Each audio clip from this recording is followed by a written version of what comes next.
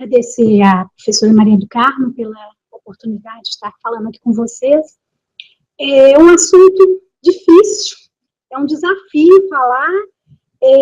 Eu acompanhei a epidemia do HIV e era aquela loucura que a gente não tinha informação e ela ia saindo. E aí a gente, a mesma coisa hoje, a gente vive isso com o Zika. Coisas que a gente fala hoje, amanhã já pode ser uma outra verdade. Né? Então, assim, essa questão de perímetro cefálico, um dia é um valor, outro dia é o outro, o que é notificado, o que é micro, o que não é. Então, isso na cabeça da gente, que está mexendo com a informação, que está investigando a criança com microcefalia, isso para a gente é muito confuso e é confuso para vocês também. Mas é isso que, assim que a gente vai buscar o conhecimento, e o conhecimento chega dessa maneira mesmo, né? Da necessidade de ter respostas para a população, para os pacientes, né? Então, é essa necessidade de achar respostas que o conhecimento científico ele vai para frente. Lembrando, minha parte vai ser manifestações clínicas e laboratório. O laboratório é também uma coisa extremamente ainda limitada em relação à Zika, né? Até pouco tempo atrás, o que a gente falava do Zika, que a Zika era a doença benigna relacionada, era o dengue benigno. É o dengue que não matava, é o dengue que não tinha complicações, era o bonzinho, o dengue bom era a Zika. E o que aconteceu pra gente, que a coisa mudou, né? Então a gente falava que era uma doença febril, ela não tinha aqui no Brasil, a gente não estava preocupado com isso, que ela era coisa lá da África, da Ásia, e que não matava, né? E as coisas foram mudando, né? Então a gente começou a perceber que a Zika, ela teve a circulação, ela veio para a América, para o Caribe, ela espalhou, começou a falar de óbito recém-nascido, óbitos em pessoas adultas sem comorbidade, então mudou, e foi isolado, né, o Zika em uma criança com má formação do sistema nervoso central, no caso da Paraíba, de Belém, né. Então, até fevereiro de 2015, 7 meses após a realização da Copa do Mundo, no Brasil, começou a perceber lá na região do Nordeste uma síndrome exantemática indeterminada, que no começo a gente achava que era dengue. Febre, exantema, até prova o contrário era dengue. Só que os exames que fizeram eram negativos. E era uma característica, era assim, exantema, prurido, febre baixa, até a ausência da febre, e não chegaram, e os infectologistas, uma rede de WhatsApp, né, começou a questionar o que seria isso, tá? E na Bahia foi o caso que selecionou, né, que mostrou que o caso que estava tendo o caso era Zika, tá? A gente já tinha relatos, como a Marisa falou, a gente já tinha relatos da Zika em 2007 na Polinésia, na Micronésia, mostrando que o aumento o número de casos e manifestações, tinham as manifestações clínicas, né? E esse estudo que foi publicado no New England de 2009, com 31N, ele mostra algumas manifestações da Zika, um pouquinho diferente da dengue, mas não tem nada que eu falo que hiperemia conjuntival é sódio, o exantema é sódio, não existe no exame físico, na clínica, uma coisa que eu vou falar, é o Zika, é a dengue, é o chip, não existe. Né? A manifestação clínica não é determinante. O diagnóstico, infelizmente, é por métodos laboratoriais. Tá? Então, assim, o que percebia é que o aparecimento mais de exantema nesses 31 casos era exantema macropapular, a febre, a artralgia, eram manifestações. Então, esse surto, né, que inicialmente eles pensaram que era dengue, né, então eles acharam, né, que poderia ter a manifestação que seria dengue, e depois, com biologia molecular, que comprovaram que era o Zika vírus. Depois, foi o maior surto que teve antes de ter no Brasil, foi esse surto mostrando na ilha de Apia que mais ou menos 70% da população ela teve a doença. Na Polinésia Francesa, em 2013 a 2014, então eles manifestaram uma outra epidemia, e essa epidemia chamou a atenção pelo número de pessoas que foram infectadas. Inicialmente, eles pensavam que era uma dengue, depois viram que não era, e o que chamou a atenção desses casos era a manifestação do sistema nervoso central, com a síndrome de Guillain-Barré, encefalites, meningites, paralisia facial, mielite, e algumas manifestações outras, oftalmológicas, plaqueta púrpura, né, manifestações imunológicas. E, recentemente, tem a publicação de casos de infecção congênita. Depois, como a Larissa falou, veio a Caledônia, outros casos, depois chegou na Ilha da Páscoa, aqui no Chile. No Brasil, o que aconteceu?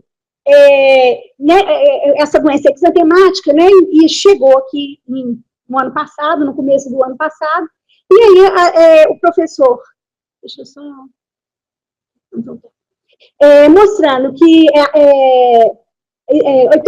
18, isso já era um dado estatístico, já, que mais ou menos 18% só das pessoas que tinham manifestação clínica, a grande maioria eram assintomáticas. E é uma doença exantemática, febril, autolimitada, e inicialmente achava que não tinha complicação. Os sintomas da zika eram febre baixa, exantema, artralgia, mialgia, cefaleia, hiperemia conjuntival e, menos frequentemente, edema, odinofagia, tosse e alterações gastrointestinais. E ela poderia fazer parte do diagnóstico diferencial das outras doenças exantemáticas, que chamavam atenção mais, o exantema era mais frequente, essa hiperemia conjuntival. O professor Carlos Brito, de Pernambuco, ele presenciou essa epidemia em Pernambuco e ele comparou os casos dele com os casos já da ilha da Micronésia e comparou a manifestação de zika, dengue e a chikungunya. Então, ele coloca a febre não como um fator tão importante. A febre, né, pode ser mais subfebril. A lesão de pele é o que chama atenção, aqui nos casos do Brasil, esses são os casos brasileiros, 90% a 70% dos casos, a dor muscular importante, a dor na articulação importante, mas a gente vê que no chikungunya é uma manifestação mais importante. O edema da articulação, ele é leve, diferente do chikungunya, que é mais frequente e mais intenso. A conjuntivite é uma coisa que chama atenção, mas os outros podem ter, é raro na dengue, e é mais comum no chikungunya. E a cefaleia a gente vê em todos os casos, o prurido também é mais intenso, né, é descrito, o professor Carlos Brito descreve mais intenso na chikungunya. A hipertrofia ganglionar é mais intensa também, a presença de linfadenomegalia é mais no chikungunya, no zika. Não descreveu fenômenos hemorrágicos, e o acometimento neurológico mais frequente aqui nesse caso que dos outros agentes. O chikungunya tem relato, né, na literatura, de uma manifestação quando a mãe tem na fase no final da gravidez, tem uma viremia, a criança pode nascer com um quadro séptico, que pode ser essa é a infecção neonatal, perinatal, que é atribuída ao chikungunya. Então, o professor Carlos Brito, ele faz uma comparação dos casos da Polinésia e com os casos que ele estava vendo lá em Pernambuco. Então, ele mostra o exantema comparado com a ilha de África, mostrando a cefaleia, o importante, a dor retroorbitária, importante, a artralgia e a febre, que é um grande guia nosso, né, na doença exantemática febril. Ele não viu a febre em 50%, só em 36% dos pacientes com febre. E a gente vê que os nossos N's, né, esse N cada vez mais está aumentando. Então, ele tenta fazer esse quadro que eu já falei, só em relação aos exames laboratoriais, o que ele fala, né, do acometimento neurológico, a leucopenia presente em quase todo mundo, a linfopenia é menos comum aqui na zika, e a trombocitopenia, ela está ausente, né, no zika. Então, é um exame que a gente provavelmente no futuro vai ver se vai ajudar aí no diagnóstico para a gente. Então, o professor Carlos Brito, ele coloca as fotos, isso é de uma aula que ele fez aqui em Belo Horizonte para a gente, e ele coloca o exantema, que ele verificou lá nos pacientes com caso, a hiperemia conjuntival, o edema articular e o edema articular de mão e de tornozelo. Esse já é do pessoal de São Luís, do Maranhão, né, esse é um slide do Ministério da Saúde, mostrando esse acometimento do exantema, que é um exantema mais inespecífico, né, polimorfo, que não tem isso é importante no diagnóstico diferencial que a gente vai ver para sarampo, né, para a gente poder entrar no diagnóstico diferencial de outras doenças, mas não tem nada típico do exantema dele. Os sintomas ocorrem geralmente 3 a 5 dias do início, alguns pacientes podem ter artralgia, a correlação com o Guillain-Barré, casos do Guillain-Barré, né, nos lugares onde está circulando o Zika, eles veem 20 vezes mais a frequência de lesões, alterações neurológicas. E agora vou tentar falar um pouquinho de laboratório, que é uma coisa bem, acho, complexa. Então, o laboratório, numa doença infecciosa, a gente tem um período de incubação, a gente tem um período sintomático da doença e depois a fase de convalescência. Geralmente, no período de incubação, a gente tem uma quantidade baixa do vírus e é difícil fazer método diagnóstico. Na fase de sintomas, geralmente é a fase virêmica da doença e é aí que os exames de laboratório vão entrar. A gente pode isolar o vírus através de cultura, através de métodos de PCR ou antigenemia. Então, é essa fase aqui de viremia que a gente tem aqui. E numa segunda fase, vai ser a fase de sorologia, onde vai aparecer o IgM e depois vai aparecer o IgG. Então, o que a gente tem em relação ao Zika vírus, né? O Zika vírus, até hoje, o que tem mais disponível para a gente é essa fase curta de viremia, que vai de 1 a 7 dias, que a gente vai fazer isolamento viral. Esse isolamento viral, inicialmente, está sendo feito pelo PCR, né? E tem várias cadeias de PCR pedaços que você pode fazer amplificação. Esse é o exame que o Brasil está fazendo, né? O PCR. Depois que passou a fase aguda, né, e vai entrar na fase, já não é a fase virêmica de anticorpo, o método que a gente tem é o método sorológico, é a identificação de IgM e IgG. O que é o problema na Zika? A sorologia que a gente tem, ela muitas vezes, ela dá reação cruzada, porque é um flavovírus, e aí a gente pode ter reação cruzada com os outros flavovírus, mesmo o IgM e o IgG, tá? Então, até a vacina da febre amarela, ela está relacionada com essa, e a população brasileira, né, muitos já receberam a vacina de febre amarela, então está relacionada com esse falso positivo, reação cruzada. E nós não temos na rede pública ainda disponível sorologia. Na rede pública, a gente só tem, né, no serviço privado já está tendo, e a Anvisa está também, ela tem que ser aprovada, esses métodos, para serem aplicados no Brasil, já foram aprovados, eu vou colocar mais para frente, mas na rede pública, atualmente, a gente só tem um método de PCR, tá? E isso dificulta porque a gente tem isso uma fase virêmica muito curta para fazer o diagnóstico. Então, é por isso que o Ministério coloca assim lá na frente, caso presuntivo, porque, por exemplo, você pega uma criança com microcefalia, ou uma gestante no 8º mês, que você vê ela lá com uma microcefalia, e ela fala de uma doença exantemática no período do 1º trimestre de gravidez. Nós não temos sorologia no Brasil, e não adianta fazer PCR para a Zika 6 meses depois que ela teve uma infecção aguda. Então, o Ministério afasta outras doenças e faz um diagnóstico presuntivo. Isso não é um diagnóstico de certeza, tá? Então, existem alterações laboratoriais discretas, como leucopenia, plaquetopenia pouco, alterações discretas de transaminase e fase aguda de qualquer processo inflamatório, tá? Então, o PCR é o que a gente mais usa, mas o PCR tem que ser a gente só tem no período virêmico.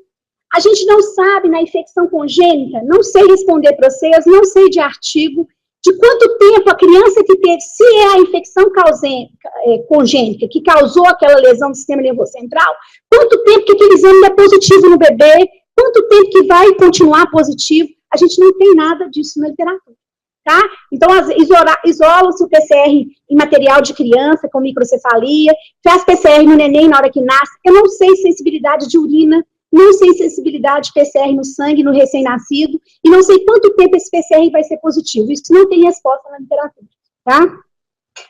O Brasil, o exame confirmatório é o PCR, a gente tem os laboratórios de referência, cada dia sai um número maior de exames que vão ser disponibilizados na rede SUS. Tem 2 semanas que começou a ser feito aqui no nosso LACEN, né, na FUNED, começou a ser feito, então isso a gente sabe, às vezes, muita informação mais pelos jornais do que fontes oficiais. Então, há 2 semanas atrás, eu vi que o pessoal da FUNED daqui começou a fazer o PCR. Isso vai agilizar as nossas respostas, né? Assim, a gente está diante de uma gestante, uma criança, então isso pode agilizar a nossa resposta, né? A sorologia. A sorologia, ela não existe em sites comerciais disponíveis na rede SUS. E os métodos a gente vai ver que eles são ainda confusos, tá? Lembrar, gente, que o teste MS1 que a gente usa, o teste rápido para dengue, ele é um teste sensível e específico. E se ele é positivo, a pessoa tem dengue. Igual é o PCR, se é positivo, ele tem dengue, tem a chikungunya. Os métodos sorológicos, eles dão reação cruzada, e isso dificulta muito o diagnóstico, tá? Mas na vigência de um MS1 positivo, que é o teste rápido, fechou, é dengue, tá? Então, existem vários fluxogramas para interpretação dos exames laboratoriais, e é isso que eu queria mais falar com vocês. Então, esse aqui da OMS. Então, o que ele coloca? Então, o algoritmo de detecção da zika, né? Então, você tem um caso, a primeira coisa que você vai pensar, que isso pode ser dengue. O primeiro raciocínio da gente é dengue, né? Se afastou a dengue, se for na fase virêmica, que é até 7 dias de vida, né, 7 dias da doença, se ele é positivo, o método para dengue, o método da dengue, a gente pode usar tanto o PCR como o MS1, que é um método específico da dengue. Se é positivo, fechou, é dengue. Há pouco tempo atrás veio para mim o RN de Zika, uma gestante que o neném teve microcefalia. E esse neném, a mãe tem, por sorte, ela tem no período da primeira semana da doença, ela fez um teste rápido e foi positivo para dengue. Né? E essa microcefalia do neném, a imagem é normal. Então, se essa mãe, por exemplo, não tivesse feito o teste rápido para dengue, a gente ficaria com essa suposição aí, esse menino sendo, né, questionado mil coisas nele. Então, a primeira hipótese da gente é descartar a dengue. E a gente, o ideal é colher ou PCR ou o teste rápido, tá? Se o teste rápido dela for negativo, a gente vai pensar em tentar fazer, se dá tempo de fazer o PCR para a Zika, né? Então, se o PCR da Zika é positivo, fechou, né? Esse quadro é de Zika, tá? Se o PCR é negativo, você vai ficar com o caso, você vai considerar a possibilidade, mas não dá para descartar. Você pode repetir outro PCR, né, em tempo real, para avaliar, tá? Se passou a fase de viremia, a partir de 7 dias da doença, primeira coisa é fazer o IgM da dengue. Se o IgM da dengue é positivo, você vai ficar com um diagnóstico presuntivo de dengue, porque ele pode dar reação cruzada. Não fica tranquilo, não, tá? Porque pode dar reação cruzada. Né, os testes, aquele teste que está sendo usado, que é o teste mosaico, que a gente faz do Euroimuno, que aí ela faz um kit que pega Zika, chikungunya e a dengue 1, 2, 3, 4. E ele vai falar só se é positivo ou não. Você fica, pode ser, é presuntivo, não é certeza, tá? E se ele vier negativo, você pode fazer o IgM para o Zika, nesse mosaico. Se ele for positivo, é um diagnóstico presuntivo. Isso aí é a proposta da OMS, tá? Essa proposta é do CDC. O CDC, ele vai fazer esse fluxograma, e esse fluxograma é que ele usou para fazer as classificações, tanto dos casos da Polinésia, e usou também para fazer agora um caso de 8 pessoas que vieram da Tailândia e foram para o Canadá, e que eles tiveram o diagnóstico de Zika e como eles fizeram esse diagnóstico. Então, ele vai usar muito parecido com o da OMS, só que ele usa uma coisa chamada teste de neutralização da redução de placa, que é o melhor exame, que você consegue fazer a discriminação do IgM do Zika com o IgM da dengue. E você vai olhar pelo título, e comparar o título, você vai fazer uma comparação do título. Ou o título inicial já é muito alto, ou ele é 4 vezes maior que o título da dengue. Que aí você pode ter 2 IgM positivos. Se esse IgM inicial ele já é maior que 20 nessa placa, ele fecha o diagnóstico de Zika. Ou se ele é 4 vezes maior que o da dengue, ele também fecha. E aqui, nesse caso, eles acabam fazendo, esse exame é tão importante que atualmente a OMS, na classificação de casos que a OMS colocou, ele já coloca esse diagnóstico definitivo com essa redução de anticorpo na placa de neutralização. Então, esse aqui é o fluxograma da Sociedade Brasileira de Patologia Clínica e Medicina Laboratorial, que usa igual do CDC, igual da OMS, ele não usa o anticorpo em placa de neutralização. Só esse aqui, os 8 pacientes que tiveram na Tailândia tiveram Zika, e como o CDC usou os anticorpos de placa de neutralização, e aí ele consegue fechar o diagnóstico de certeza se é Zika ou não, mesmo não pegando o paciente na fase virêmica, pegando na fase só de sorologia. Então, é o caminho, eu acho, do futuro, e a gente usar esse anticorpo em placa de neutralização. Então, ele consegue, até naquele estudo da Polinésia, ele também faz esse anticorpo de placa de neutralização que é usado, tá? Então, a OMS, agora foi dia 12 de fevereiro, ela tem, porque o problema, eu acho, que é muito a fala, a divergência de fala, cada hora, o que é Zika, o que não é, o que é diagnóstico definitivo, o que é diagnóstico presuntivo, que às vezes a gente fica com o diagnóstico presuntivo e deixa passar outras coisas. E aí, o medo das pessoas, hoje, dos cientistas, eu acho, é de falar que a microcefalia está relacionada com o Zika, e não é. Atribuir uma causa que não é ainda. Né? Então, assim, então, a gente tem que ter muito cuidado na nossa fala. Então, até a OMS, ela fala que ela está fazendo essa classificação, mas é uma coisa que isso pode, pode ser mudado, né? Que é uma coisa provisória, porque ainda nós estamos em processo de construção do conhecimento. Então, a OMS coloca que o diagnóstico suspeito é a clínica, né? Então, a febre, a artrite, a conjuntivite. O diagnóstico provável, ele coloca o IgM, tá? O IgM positivo é só o IgM, ele coloca como diagnóstico provável, porque pode dar reação cruzada com os outros flavovírus. E a OMS coloca como diagnóstico confirmado, é o PCR, pode ser isolado em vários locais, e coloca esse anticorpo na placa de neutralização, ou um título basal mais alto, ou 4 vezes o valor da dengue, tá? A Anvisa, gente, no Brasil, no dia 3 agora de fevereiro, ela libera para sorologia, uma sorologia que foi usada no CDC também. É o Euroimune, da empresa, uma empresa, a metodologia foi alemã, mas ela já está sendo feita no Brasil, que usa a imunofluorescência, que faz o mosaico, que faz os 4 dengue e faz também faz a sorologia, o IgG, tá? E depois do dia 3 de fevereiro, ela libera também outro tipo de PCR, e agora, no 15 de fevereiro, ela libera outro teste sorológico da uma empresa canadense, que é a Biocan, que é um exame que faz o teste rápido, tá? Em 20 minutos, sorológico, tá? E ela fala que permite fazer o IgM, detectação de IgM, então, num teste rápido. O CDC, o que ele coloca de novo é isso que eu estou falando, teste de neutralização e redução da placa, que é para usar para comparar se é dengue ou não é dengue, tá? Mas, assim, está saindo, né? Então, assim, a gente pega, ontem mudou a classificação de microcefalia, então, assim, todo dia está saindo uma coisa nova aí, tá? Outra coisa que as pessoas vivem me perguntando é sobre o que está sendo feito na rede privada. Então, a gente fez uma pesquisa, uma amiga minha me ajudou, e a gente fez uma pesquisa na rede privada, e aqui em Belo Horizonte, a gente pesquisou alguns laboratórios, então o PCR feito em sangue, a sorologia não, e o valor variava entre R$ 1.000 a R$ 500, tá? No outro laboratório, a gente percebeu o PCR no sangue, PCR na urina, e faz um imunoensaio de R$ 170. E no outro laboratório, a gente viu que está fazendo PCR, está fazendo sorologia, que é a imunofluorescência, e essa imunofluorescência, ela faz quantitativa e qualitativa. Então, é isso que a gente conseguiu ver. Eu acho que, por enquanto, é só isso.